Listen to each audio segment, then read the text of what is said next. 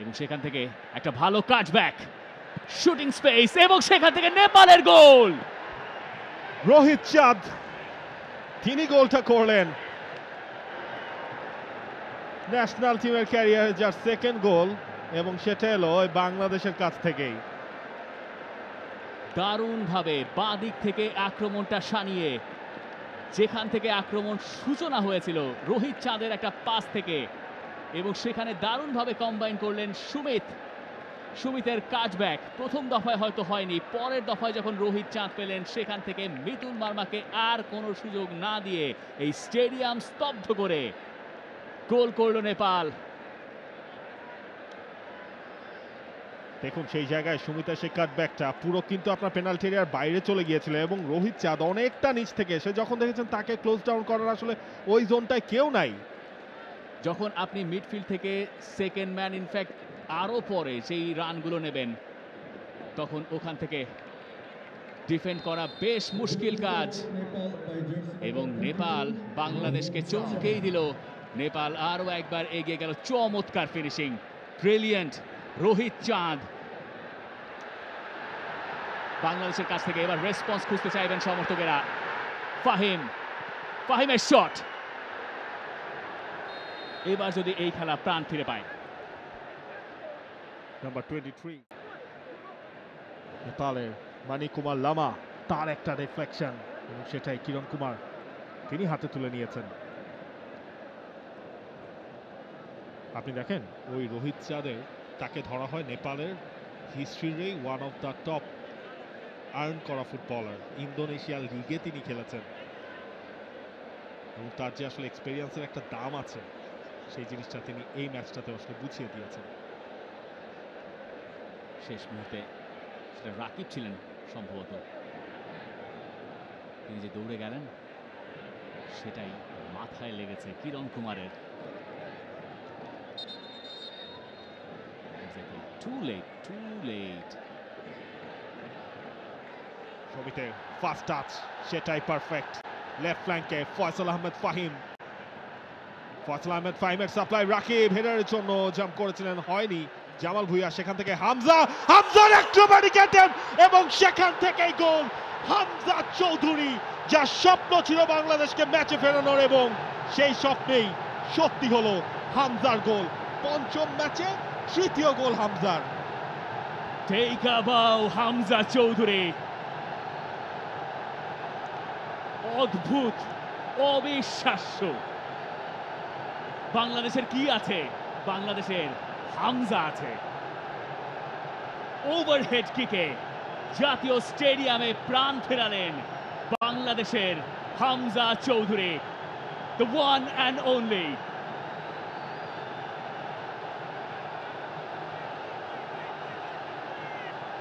যেই হাসির অপেক্ষায় ছিল সবাই, ফয়সাল আহমেদ ফাহিমের সেই সাপ্লাই, জামাল তার ভিশনটা ছিল পারফেক্ট, হামজা অবিশ্বাস্য।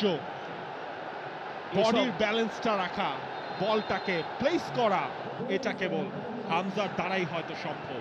100 আপনি এই দৃশ্য দেখবেন, বারবার দেখবেন, প্রতিবার দেখবেন। এটা বাংলাদেশের ফোকলোরে ঢুকে গেছে এখানেই, এই মুহূর্তে। এবং এই মুহূর্তটা যারা মাঠে বসে দেখেছেন তারা মনে রাখবেন চিরকাল। Hamza, you are brilliant. হামজার হুঙ্কার, আর বাংলাদেশ তাতে প্রাণ ফিরে পেল ম্যাচের এমন একটা সময়ে, যে সময় বাংলাদেশ ধুঁকছিল, বাংলাদেশ মরছিল। রাকিবের মাথায় হাত, যখন সেকেন্ড হাফের 5 মিনিটের মধ্যেই হামজা অলরেডি একটা গোল দিয়েছে, আরেকটা গোল দেওয়ার তার প্রান্তে হামজা চৌধুরী, তার শট, এবং হামজার গোল, হামজার জোড়া গোল, বাংলাদেশের 2 গোলের লিড। পানেনকা, হামজা চৌধুরী উপভোগ করছেন প্রতিটা মুহূর্ত, এবং বাংলাদেশের এই উদযাপনের কেন্দ্রবিন্দুতে ওই একটাই নাম, হামজায় শায়েস্তা নেপাল। হাভিয়ার কাবরেরা তিনি হাসছিলেন, যেটা ফার্স্ট হাফে তার দল করতে পারেনি, সেটাই করছে সেকেন্ড হাফে। আপনি গোল দেওয়ার পর হামজার সেই সেলিব্রেশনটা আপনি আরো একবার দেখতে চাইবেন, যখন হামজা পুরো দলকে নিয়ে লিটারালি ড্যান্সের বিটে বিটে নাচছেন। হামজা চৌধুরী, ও হামজা কি করছেন আপনি? আমরা কি এর জন্য প্রস্তুত? আমি জানি না। অবিশ্বাস্য, যতই দেখছি ততই মুগ্ধ হচ্ছে। হামজা চৌধুরী সাউথ এশিয়ার সেরা গোলকিপার, অন্যতম সেরা গোলকিপার। কিরণ কুমার চেনজং, যিনি 100-র উপরে ম্যাচ খেলেছেন, যিনি আইএসএল এ খেলেছেন, যিনি মালদ্বীপিয়ান প্রিমিয়ার লিগ জিতেছেন, যিনি নেপালের লিগ জিতেছেন, সেই কিরণ কুমার লিম্বুকে কোনো রকম কোনো সুযোগ না দিয়ে ওই জায়গায় পারেনকা মারার সাহস যদি কেউ দেখাতে পারেন, একজন ফুটবলারই আছেন, and you know who. Hamza Dewan Chowdhury. Any day আপনি আপনার 11 এই দুজনকে চাইবেনই। এবার কিন্তু নেপাল একটা বিপদ ঘটিয়েই ফেলতে পারে। আর মিতুল মার্মা ক্লোজ ডাউন করছিলেন। বাংলাদেশকে আরো বেশি সতর্ক হতে হবে। বাংলাদেশ এই ম্যাচে আক্রমণের দিক থেকে তেমন কোনো ঝলক দেখাতে পারেনি। নেপাল যতবার আক্রমণে উঠেছে তার চেয়ে বেশি ভয়ঙ্কর মনে হয়েছে। একজন হামজা চৌধুরী নেপালে থাকলে এই ম্যাচের ফলটা আসলে অন্যরকম হতো হয়তো। জামাল ভুঁইয়া, তাকে চেষ্টা করা হবে সেই জায়গায়। কাজিম শাহ তিনি মাঠে নামবেন।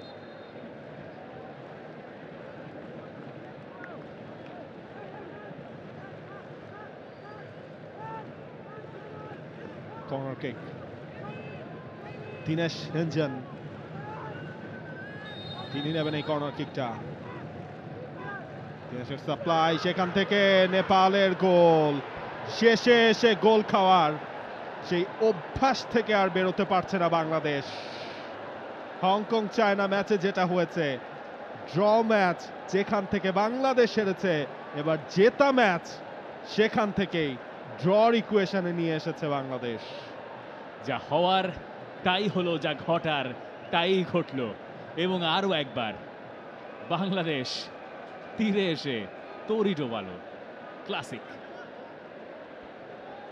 অনন্ত তামাং তিনি গোলটা করেছেন।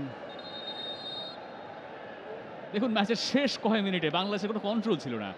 নিয়ার পোস্টে টার্গেট করা হলো এবং what a Flick, what a Flick.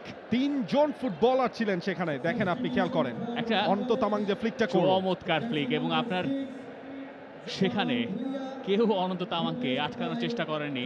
আর ওই আগেরকার আমলের মতো ফার্স্ট বার সেকেন্ড বারে কোনো প্রোটেকশনও নাই।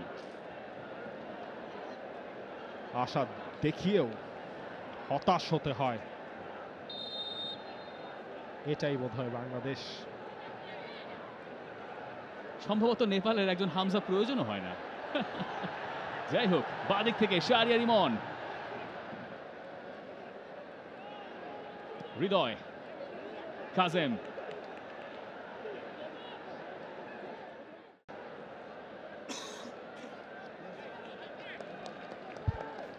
গোল কিক। হামজার সব লড়াই যাচ্ছে বিফলে।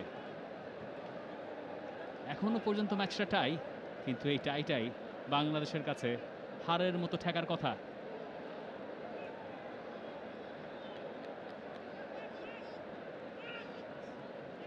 নেপাল আরও একবার দেখাচ্ছে দাপট, আরও একবার দেখালো দাপট।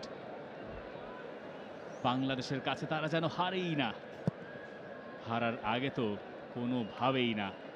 এই শেষ মুহূর্তে ওই জায়গা থেকে একটা ফ্লিক, সেখান থেকে গোল।